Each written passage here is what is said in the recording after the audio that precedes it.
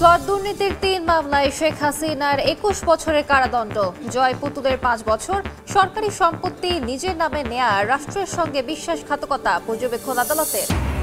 রাজনীতির মাঠে নির্বাচনী হাওয়া, ৭ ডিসেম্বর থেকে ৬ দিনের দেশ করার পরিকল্পনা কর্মসূচি ঘোষণা বিএনপি, জামায়াত সহ ৮ দলের আন্দোলন রূপ নিচ্ছে গণভোটের প্রচারণায়। তফসিলের প্রথম দিন থেকেই আইনশৃঙ্খলা বাহিনীকে কঠোর হওয়ার নির্দেশ নির্বাচন কমিশনের। জোটে ভোট করলেও দলীয় প্রতীক ব্যবহারের বাধ্যবাধকতা চ্যালেঞ্জ করে রিট। সিসিইউতে বেগম খালেদা জিয়া এভার কেয়ারে আছেন, দেশি বিদেশি চিকিৎসকদের নিবিড় পর্যবেক্ষণে। রোগ মুক্তি কামনায় কাল বাদ জুমা সারা দেশে বিশেষ দোয়া।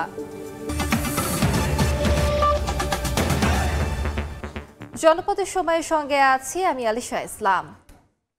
জুলাই হত্যাযজ্ঞের মামলায় মৃত্যুদণ্ডের পর প্লট দুর্নীতির ৩ মামলায় ২১ বছরের কারাদণ্ড হল শেখ হাসিনার। তার ২ সন্তান সজীব ওয়াজেদ জয় ও সাইমা ওয়াজেদ পুতুলকে ৫ বছর করে কারাদণ্ড দিয়েছেন ঢাকার পঞ্চম বিশেষ জজ আদালত। সরকার প্রধান হয়ে এমন জালিয়াতিকে রাষ্ট্রের সঙ্গে বিশ্বাসঘাতকতা বলে পর্যবেক্ষণ দিয়েছেন আদালত। এই রায়ের মাধ্যমে এমন দুর্নীতি বন্ধ হবে বলে আশা দুদক আইনজীবীদের। জুলাই হত্যাযজ্ঞের মামলায় শেখ হাসিনার মৃত্যুদণ্ডের পর এবার রায় হল পূর্বাচলে প্লট দুর্নীতির মামলার। বৃহস্পতিবার সকালে ঢাকার পঞ্চম বিশেষ জজ মোহাম্মদ আব্দুল আল মামুন রায় ঘোষণা করেন। ক্ষমতার অপব্যবহার করে পূর্বাচলের নিজ ও পরিবারের নামে সরকারি জমি নেওয়ার অভিযোগে দুদকের ৩ মামলায় ক্ষমতাচ্যুত প্রধানমন্ত্রী শেখ হাসিনাকে ২১ বছরের কারাদণ্ড দেন আদালত। পাশাপাশি তার ২ সন্তান সজীব ওয়াজেদ জয় ও সাইমা ওয়াজেদ পুতুলের ৫ বছর করে কারাদণ্ড দেওয়া হয়, সঙ্গে ১ লাখ টাকা অর্থদণ্ডও দেওয়া হয় দুজনকে।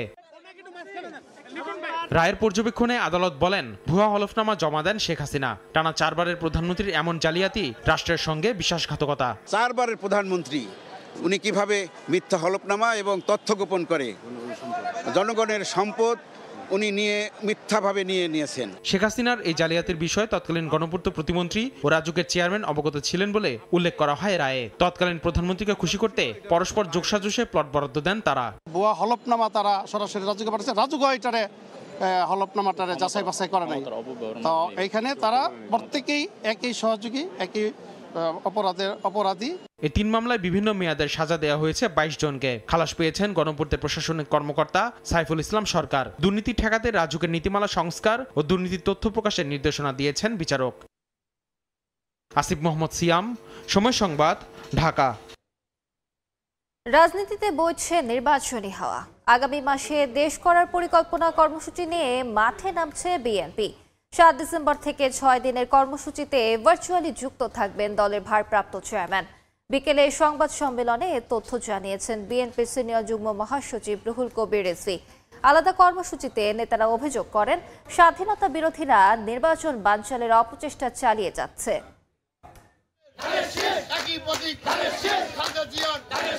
রাজধানী সহ সারা দেশে শুরু হয়ে গেছে বিএনপির নির্বাচনী যাত্রা। ভোটের মাঠে ধানের শীষ জয়ী করতে ব্যস্ত সময় পার করছেন দলটির নেতাকর্মীরা।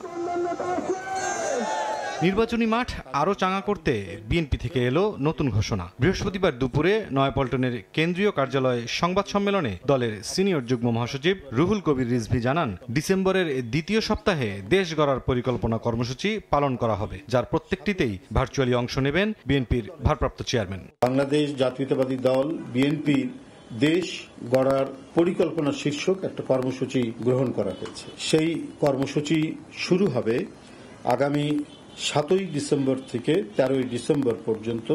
এই ৬ দিন এই কর্মসূচিটি অব্যাহতভাবে চলবে। এই ৬ দিনের প্রতিটি কর্মসূচিতে প্রধান অতিথি হিসাবে ভার্চুয়ালি উপস্থিত থাকবেন বিএনপির ভারপ্রাপ্ত চেয়ারম্যান জনাব তারেক রহমান। এদিন জাতীয় প্রেস ক্লাবে ৯০-এর ছাত্র গণ অভ্যুত্থানের শহীদ ডাক্তার মিলনের ৩৫তম শাহাদাত বার্ষিকী উপলক্ষে আলোচনা সভায় বিএনপি চেয়ারপারসনের উপদেষ্টা আমানুল্লাহ আমান অভিযোগ করেন, স্বাধীনতা বিরোধীরা নির্বাচন বানচালের অপচেষ্টা চালিয়ে যাচ্ছে। এই নির্বাচন বানচাল করার জন্য স্বাধীনতা বিরোধীরা অনেক অপচেষ্টা চালিয়েছে, এখনো চালাচ্ছে। দলের স্থায়ী কমিটির সদস্য নজরুল ইসলাম খান বলেন, নিজ স্বার্থে ২৪-এর বিজয়কে কুক্ষিগত করার চেষ্টা করছে কেউ কেউ। নিজেদের স্বার্থে অনেকেই বিজয়কে কুক্ষিগত করার চেষ্টা করে। অতীত অভিজ্ঞতা থাকায় আগামী নির্বাচনে ধানের শীষ প্রতীককেই জনগণ বেছে নেবে বলে প্রত্যাশা বিএনপি নেতাদের। জনগণের নির্বিঘ্ন জীবন। মুরসালিন হক জুনায়েদ, সময় সংবাদ, ঢাকা। এদিকে 5 দফা দাবিতে জামায়াত সহ 8 দলের চলমান আন্দোলন মোড় নিচ্ছে ভিন্ন প্রবাহে। আন্দোলনের স্রোতকে কাজে লাগিয়ে গণভোটের রায় রাষ্ট্র সংস্কারের পক্ষে নিতে চায় দলগুলো। এ লক্ষ্যে প্রথমবার দলগুলোর শীর্ষ নেতাদের সমন্বয়ে ঢাকার বাইরে কর্মসূচি পালনেরও ঘোষণা এসেছে। বিস্তারিত শফিক মুন্সির প্রতিবেদনে। জাতীয় নির্বাচনের আগে রাষ্ট্র সংস্কারে গণভোট সহ 5 দফা দাবিতে গত সেপ্টেম্বর থেকে রাজপথে সরব 6টি ইসলামী দল সহ 8 রাজনৈতিক দল। তবে প্রধান উপদেষ্টার ভাষণে এবং জুলাই সনদের রাষ্ট্রপতির আদেশে গণভোট ও জাতীয় নির্বাচন একই দিনে করার সিদ্ধান্ত জানিয়েছে সরকার। আগামী জাতীয় সংসদ নির্বাচনের দিনেই গণভোটের আয়োজন করা হবে। সরকারের এমন অবস্থানে নাখোশ জামায়াত সহ 8 দল। তবে গণভোট যখনই হোক তাতে যেন রাষ্ট্র সংস্কারে জনগণ হ্যাঁ ভোট প্রদান করে, সেজন্য নানা উদ্যোগ নিয়েছে তারা। হ্যাঁ ভোটের পক্ষে জনমত গঠনে 7 বিভাগীয় শহরে সমাবেশের ঘোষণা দিয়েছে 8 দল। আগামী 30 নভেম্বর থেকে শুরু হওয়া 7 দিনব্যাপী এ কর্মসূচিতে প্রথমবারের মতো ঢাকার বাইরে একই মঞ্চে দেখা যাবে 8 দলের শীর্ষ নেতাদের। বিভাগীয় শহরগুলোতে 8 দলের যে প্রথম প্রকাশ্য সমাবেশ দেওয়া হয়েছে, সেখানে আমরা যুক্ত করেছি যে জনগণকে এই সংস্কারের মধ্য দিয়ে যে ফ্যাসিবাদের সাংবিধানিক রূপ লাভ করাটাকে চিরতরে আমরা বন্ধ করতে যাচ্ছি। নেতারা বলছেন, অভ্যুত্থানের চেতনা সমুন্নত রাখার স্বার্থে 5 দফার আন্দোলন রূপ নিচ্ছে গণভোটের প্রচারণায়। হ্যাঁ ভোট বিজয় না হয় সংস্কার হবে না, সংস্কার না হলে আবার যারা ক্ষমতা আসবে সেই 24-এর আগে যে ফেসিবাদ ছিল সেই ফেসিবাদ আবার তৈরি হবে। হ্যাঁ ভোটের কি ফায়দা আর না ভোটে কি অপকারিতা বোঝানোর জন্য কিন্তু আমাদের সমাবেশ প্রয়োজন। তবে নেতাদের প্রত্যাশা, শেষ মুহূর্তে হলেও জাতীয় নির্বাচনের আগে গণভোট আয়োজনে সরকার উদ্যোগী হবে। সদিচ্ছা থাকলে অনেক কঠিন বিষয় সহজ করা সম্ভব। শফিক মুন্সি, সময় সংবাদ, ঢাকা। আর যদি কোনো তফসিলের প্রথম দিন থেকে আইন শৃঙ্খলা বাহিনীকে দায়িত্ব পালনে কঠোর হওয়ার নির্দেশ দিয়েছে নির্বাচন কমিশন। নির্বাচন সুষ্ঠু ও উৎসবমুখর করতে তাদের সর্বাত্মক সহযোগিতা চেয়েছে এসি। আইন শৃঙ্খলা বাহিনীর সদস্যদের সঙ্গে মতবিনিময় শেষে সিনিয়র সচিব আক্তার আহমেদ বলেন, এর ব্যত্যয় হলে নেওয়া হবে কঠোর ব্যবস্থা। তফসিল ঘোষণার আগে বৃহস্পতিবার দ্বিতীয়বারের মতো আইনশৃঙ্খলা বাহিনীর সঙ্গে মত বিনিময় করে নির্বাচন কমিশন। উপস্থিত ছিলেন 3 বাহিনীর প্রতিনিধি সহ অন্যান্য বাহিনীর প্রধানরা। 2.5 ঘন্টা বৈঠক শেষে ইসি সচিব জানান, নির্বাচনী নিরাপত্তা পরিকল্পনার রূপরেখা করা হয়েছে, আর এটি বাস্তবায়ন করবে স্বরাষ্ট্র মন্ত্রণালয়, মনিটরিং করবে কমিশন। আইন শৃঙ্খলা বিষয়ে লিড মিনিস্ট্রি হিসেবে স্বরাষ্ট্র মন্ত্রণালয় দায়িত্ব পালন করবে। ইলেকশন কমিশনে আমরা ওভারঅল মনিটরিং এবং কোঅর্ডিনেশনটা আমরা দেখব। জানানো হয়, সেনাবাহিনীর ম্যাজিস্ট্রেসি পাওয়ার বাড়ানো হয়েছে 28 ফেব্রুয়ারি পর্যন্ত। অবৈধ এবং লুট হওয়া অস্ত্র উদ্ধারে তৎপরতা বাড়ানোর নির্দেশনা দেওয়া হয়েছে। নির্বাচন কমিশনের অবস্থানটা অত্যন্ত স্পষ্ট যে প্রথম দিন থেকে আচরণবিধি প্রতিপালন যেন যথাযথভাবে হয়, এবং সেই কারণে আমাদের সেই সূত্রে আইন শৃঙ্খলা বাহিনীর সদস্যরা যেন আমাদেরকে সম্পূর্ণ সহযোগিতা করেন। একই সঙ্গে স্থানীয় রাজনৈতিক নেতাদের কাছ থেকে আতিথেয়তা গ্রহণ থেকে বিরত থাকার নির্দেশ দেওয়া হয়েছে আইন শৃঙ্খলা বাহিনীকে। আমাদের আইন শৃঙ্খলা বাহিনীর কোনো সদস্য হসপিটালিটি গ্রহণ না করেন। এদিকে বিকেলে ইউএনডিপির সরবরাহকৃত ভোটের স্ট্যাম্প প্যাড ও অমোচনীয় কালির কলম আনুষ্ঠানিকভাবে হস্তান্তর করে নির্বাচন কমিশনের কাছে। কাউসারা চৌধুরী কুমু, সময় সংবাদ, ঢাকা। জোট করলেও নিজ দলের প্রতীকে ভোটের বাধ্যবাধকতা চ্যালেঞ্জ করে হাইকোর্টে রিট হয়েছে। আবেদনে এই বিধান স্থগিতের পাশাপাশি জোটবদ্ধ নির্বাচনে একই প্রতীক ব্যবহারের বিধান বহাল চাওয়া হয়েছে। রিটটি করেন এনডিএম এর মহাসচিব মোমিনুল আমিন। এতে আইন মন্ত্রণালয়ের সচিব ও ইসি সচিবকে বিবাদী করা হয়েছে। আরপিওতে যে সংশোধনী আনা হয়েছে তা অসাংবিধানিক ও মত প্রকাশের পরিপন্থী বলে দাবি করেন আবেদনকারী। জামায়াত ও এনসিপিকে নির্বাচনের সুবিধা দিতেই এই সংশোধনী আনা হয়েছে বলেও অভিযোগ করেন তিনি। আর্টিকেল 20-তে যে প্রভিশনটা ছিল যে জোটবদ্ধভাবে যদি রাজনৈতিক দলগুলো নির্বাচন করে তাহলে তারা একই প্রতীক ব্যবহার করতে পারবে, সেদিকে বর্তমানে পরিবর্তন করা হয়েছে এবং বলা হয়েছে যে যে কোনো দলকে তাদের নিজ নিজ প্রতীকে নির্বাচন করতে হবে। আমরা এই পার্টিকুলার আর্টিকেলটাকে চ্যালেঞ্জ করেছি এবং আমরা এটা স্টে চেয়েছি। পলিটিক্যাল পার্টিগুলো যদি জোটবদ্ধভাবে নির্বাচন করে সেক্ষেত্রে তারা একই প্রতীক ব্যবহার করে যাতে নির্বাচন করতে পারে। সিসিইউতে চিকিৎসাধীন বিএনপি চেয়ারপারসন বেগম খালেদা জিয়া এবার কেয়ারে আছেন দেশি বিদেশি চিকিৎসকদের নিবিড় পর্যবেক্ষণে। তার রোগ মুক্তি কামনায় কাল বাদ জুমা সারা দেশে বিশেষ দোয়ার আয়োজন করা হয়েছে।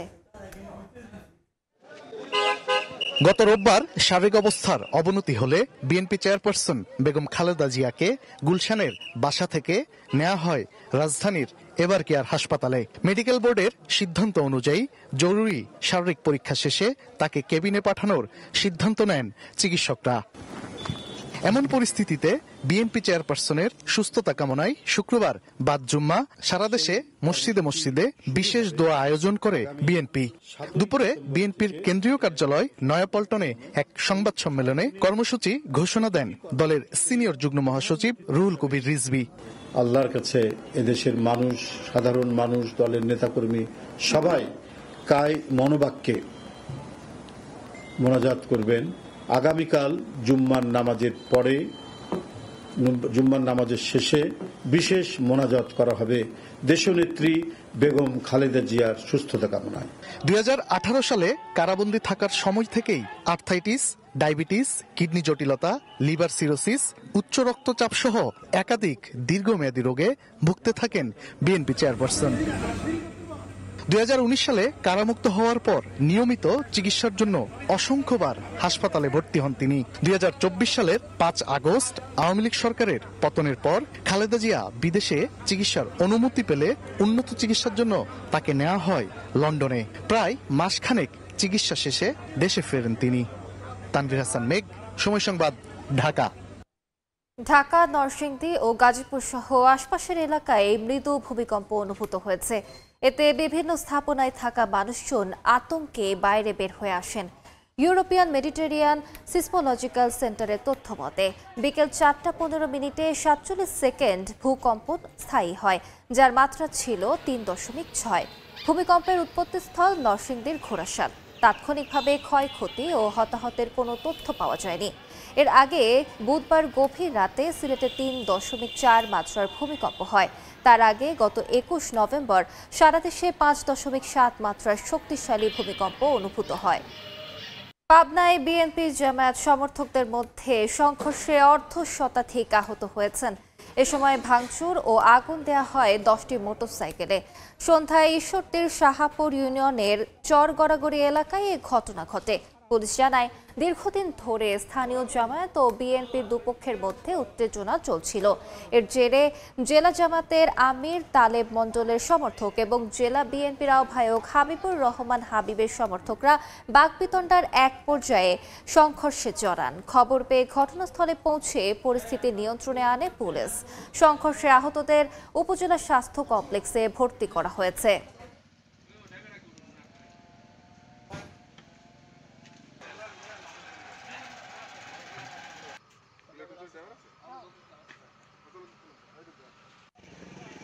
প্রচারণাকে কেন্দ্র করেই আজকে একটা সংঘর্ষের সূত্রপাত হয়েছিল।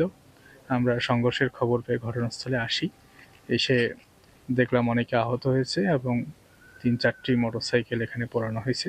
আমরা বিষয়টা অনুসন্ধান করছি। অনুসন্ধান শেষে প্রকৃত বিষয়টা জানাতে পারব। জনপদের সময় মাগুরায় অবৈধভাবে পরিচালিত 3টি ইটভাটা গুড়িয়ে দিয়েছে পরিবেশ অধিদপ্তর। সদর উপজেলার কোচুন্দি ইউনিয়নের পাতুরিয়া, বাগবাড়িয়া ও মোহাম্মদপুর উপজেলায় দিনব্যাপী অভিযান চালায় ভ্রাম্যমাণ আদালত। এ সময় ড্রাম চিমনি ব্যবহার ও কাঠ পোড়ানোর অভিযোগে মেসার্স মা ব্রিক্স, এমআরএস ব্রিক্স সহ 3টি ইটভাটা গুড়িয়ে দেওয়া হয়। এছাড়া যেসব ইটভাটায় জ্বালানি হিসেবে কাঠ পোড়ানো হচ্ছে সেগুলোতেও অভিযান চালানো হবে বলে জানায় প্রশাসন। খুলনা মহানগরের সোনাডাঙ্গা বাইপাস সড়কে 30টিরও বেশি অবৈধ স্থাপনা গুড়িয়ে দেওয়া হয়েছে। বেলা 11টা থেকে দুপুর পর্যন্ত সিটি কর্পোরেশন ও খুলনা উন্নয়ন কর্তৃপক্ষ যৌথভাবে এ উচ্ছেদ অভিযান চালায়। এ সময় সড়কের পাশের দোকানপাট, ব্যবসা প্রতিষ্ঠান এবং বেশ কয়েকটি পরিবহনের কাউন্টার ভেঙে দেওয়া হয়। উচ্ছেদকে ঘিরে কিছুটা উত্তেজনা সৃষ্টি হলেও কোনো অপ্রীতিকর ঘটনা ঘটেনি। খুলনা উন্নয়ন কর্তৃপক্ষের তৈরি করা প্রায় 1 কিলোমিটার লম্বা ও 60 ফুট চওড়া সড়কটি নগরীতে প্রবেশের প্রধান সড়ক, কিন্তু এটির অধিকাংশ স্থানে অবৈধ দখলদার থাকায় কেসিসি সড়কটি বুঝে নিতে অস্বীকার করে এবং সড়ক উন্নয়ন প্রকল্প থমকে যায়। তাই জনস্বার্থে এই উচ্ছেদ অভিযান। দেখছেন জনপথের সময়। চোরাচালান বিরোধী অভিযানে চলতি মাসে খাগড়াছড়ি সীমান্তে পৃথক অভিযানে 6 কোটির অধিক টাকার অবৈধ মালামাল জব্দ করেছে বিজিবি। সীমান্তবর্তী পানছড়ির লোগাং জোনে এক প্রেস ব্রিফিংয়ে বিজিবি জানায়, চট্টগ্রাম সহ দক্ষিণ পূর্ব রিজিয়নের দায়িত্বপূর্ণ 540 কিলোমিটার সীমান্ত এলাকায় নিয়মিত টহল ও নজরদারি জোরদার করা হয়েছে। এরই ফলশ্রুতিতে চলতি মাসে পৃথক অভিযানে 6 কোটি 31 লাখ টাকারও বেশি মূল্যের অবৈধ মালামাল জব্দ করা হয়। সিলেটের বিয়ানীবাজার থেকে পরিত্যক্ত অবস্থায় গুলি ও আগ্নেয়াস্ত্র উদ্ধার করেছে র্যাব। নিয়মিত অভিযানের অংশ হিসেবে সকালে কুড়ার বাজার এলাকার একটি কাঠ বাগানে অভিযান চালায় র্যাব। এ সময় ঝোপের ভেতর থেকে পরিত্যক্ত অবস্থায় 535টি এয়ারগানের গুলি এবং একটি বিদেশি এয়ারগান উদ্ধার করা হয়। উদ্ধারকৃত এয়ারগানটি বিয়ানীবাজার থানায় হস্তান্তর করা হয়।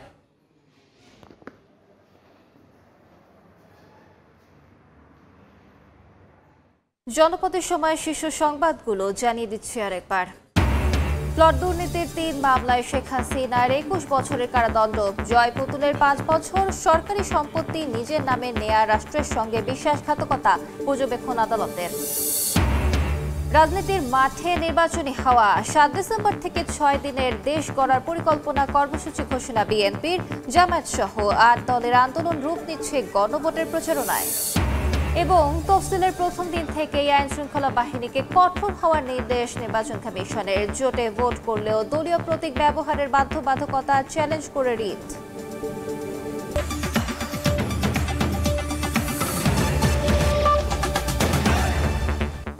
এই ছিল জনপথের সময়। এরপর রাতের সময় নিয়ে সঙ্গে থাকবেন গোলাম রাব্বি।